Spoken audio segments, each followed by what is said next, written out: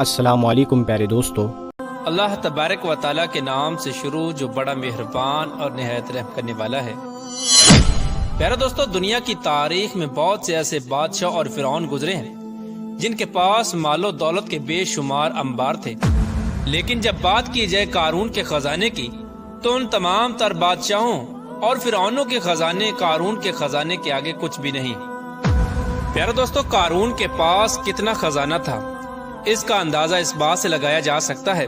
کہ آج کے دور میں تمام دنیا کے مال و دولت اور تمام خزانوں کو جمع کیا جائے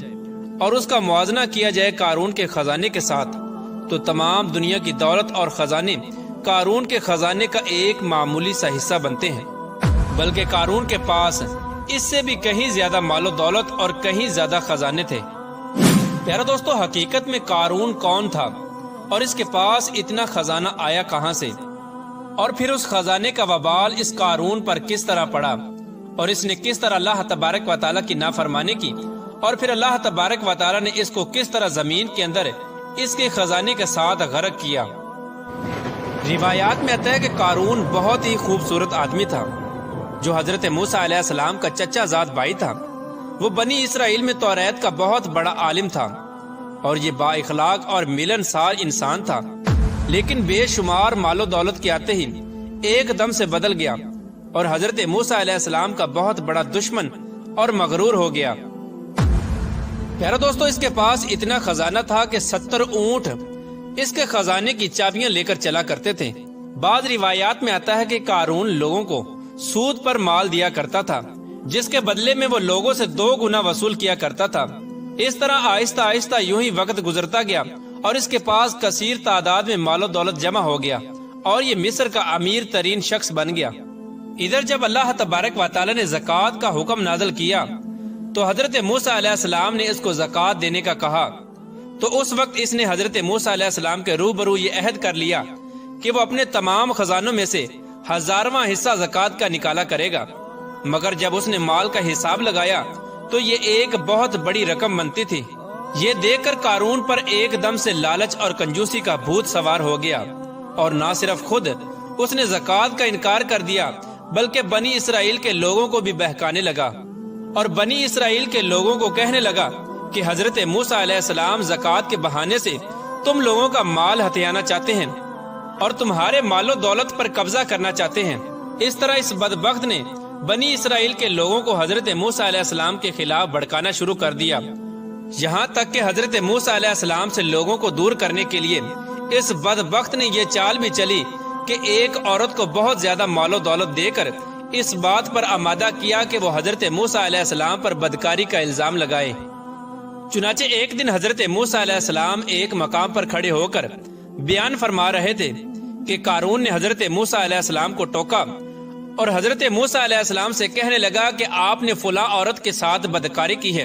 تو اس وقت حضرت موسیٰ علیہ السلام نے ارشاد فرمایا کہ اس عورت کو میرے سامنے لاؤ۔ چنانچہ اس عورت کو حضرت موسیٰ علیہ السلام کی بارگاہ میں بلایا گیا تو حضرت موسیٰ علیہ السلام نے ارشاد فرمایا کہ اے عورت، تجھے اس پاک ذات کی قسم جس نے بنی اسرائیل کے لیے دریا سے 2 رستے بنا دیے اور بنی اسرائیل والوں کو عافیت اور سلامتی کے ساتھ دریا سے پار نکالا اور فرعون سے نجات بخشی، سچ سچ بتا کہ واقعہ کیا ہے۔ حضرت موسیٰ علیہ السلام کے جلال سے عورت کانپنے لگی اور اس نے بڑے مجمع میں صاف صاف کہہ دیا کہ اے اللہ تبارک و تعالیٰ کے نبی، مجھے قارون نے کثیر دولت دے کر آپ پر بہتان لگانے کے لیے آمادہ کیا ہے۔ اس وقت حضرت موسیٰ علیہ السلام کی آنکھوں میں آنسو آ گئے اور آپ اللہ تبارک و تعالیٰ کی بارگاہ میں سجدہ شکر کے لیے گر گئے اور یہ دعا مانگنے لگے، یا رب العالمین، قارون پر اپنا قہر و غضب نازل فرما۔ اس دعا کے بعد حضرت موسیٰ علیہ السلام نے بڑے مجمع میں یہ ارشاد فرمایا کہ جو کوئی قارون کا ساتھی ہے وہ قارون کے ساتھ کھڑا رہے، اور جو میرا ساتھی ہے وہ قارون سے جدا ہو جائے۔ چنانچہ اس وقت 2 افراد کے سوا تمام بنی اسرائیل والے قارون سے الگ ہو گئے۔ پھر حضرت موسیٰ علیہ السلام نے زمین کو حکم دیا کہ اے زمین تو اس کو پکڑ لے،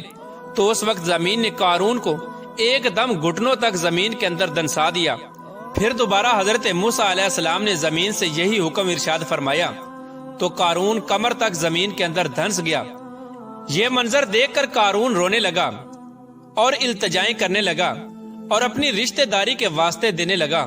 مگر حضرت موسیٰ علیہ السلام نے قارون کی طرف کوئی توجہ نہیں فرمائی، یہاں تک کہ یہ بدبخت مکمل طور پر زمین کے اندر دھنس گیا۔ اس وقت وہ دو آدمی جو قارون کے ساتھی تھے وہ لوگوں سے کہنے لگے کہ حضرت موسیٰ علیہ السلام نے قارون کو زمین کے اندر اس لیے دھنسایا ہے تاکہ حضرت موسیٰ علیہ السلام قارون کے خزانوں پر قبضہ کر سکیں۔ تو اس وقت حضرت موسیٰ علیہ السلام نے اللہ تبارک و تعالیٰ کی بارگاہ میں یہ دعا کی کہ قارون کا مکان اور خزانہ بھی زمین کے اندر دھنسا دیا جائے۔ تو اللہ تبارک و تعالیٰ کے حکم سے قارون کا مکان اور خزانہ بھی زمین کے اندر دھنسا دیا گیا اور قارون کا سب کچھ زمین کے اندر غرق ہو گیا۔ جس طرح کہ اللہ تبارک و تعالیٰ قرآن پاک میں ارشاد فرماتا ہے، اور جو بخل کرتے ہیں اس چیز میں جو اللہ تبارک و تعالیٰ نے انہیں اپنے فضل سے دی، ہرگز اسے اپنے لیے اچھا نہ سمجھیں بلکہ وہ ان کے لیے برا ہے۔ ان قریب وہ جس میں بخل کیا کرتے تھے قیامت کے دن ان کے گلے کا طوق ہوگا، اور اللہ ہی وارث ہے زمین اور آسمانوں کا، اور اللہ تبارک و تعالیٰ تمہارے کاموں سے خبردار ہے۔ پیارے دوستو، اس طرح قارون نے اللہ تبارک و تعالیٰ کے حکم کی نافرمانی کی اور زکوٰۃ دینے سے انکار کیا اور حضرت موسیٰ علیہ السلام کی شان میں گستاخی کی، تو اللہ تبارک و تعالیٰ نے اس کو زمین کے اندر غرق کر دیا اور دنیا کے لیے عبرت کا نشان بنا دیا۔ اللہ تبارک و تعالیٰ سے دعا ہے کہ اللہ تبارک و تعالیٰ اپنے تمام احکامات پر عمل کرتے ہوئے زندگی گزارنے کی توفیق عطا فرمائے اور حضور صلی اللہ تعالیٰ علیہ وآلہ وسلم کی غلامی کے اندر جینا مرنا نصیب فرمائے۔ یہ ویڈیو یا معلومات آپ کو کیسی لگی آپ ہمیں کمنٹ میں ضرور بتائیے، اور ہمارے چینل کو اگر ابھی تک آپ نے سبسکرائب نہیں کیا ہے تو اسے سبسکرائب کر کے ساتھ میں لگے بیل آئیکن کو ضرور دبا دے، اور اس ویڈیو کو اپنے دوستوں میں رشتہ داروں میں زیادہ سے زیادہ شیئر ضرور کرے۔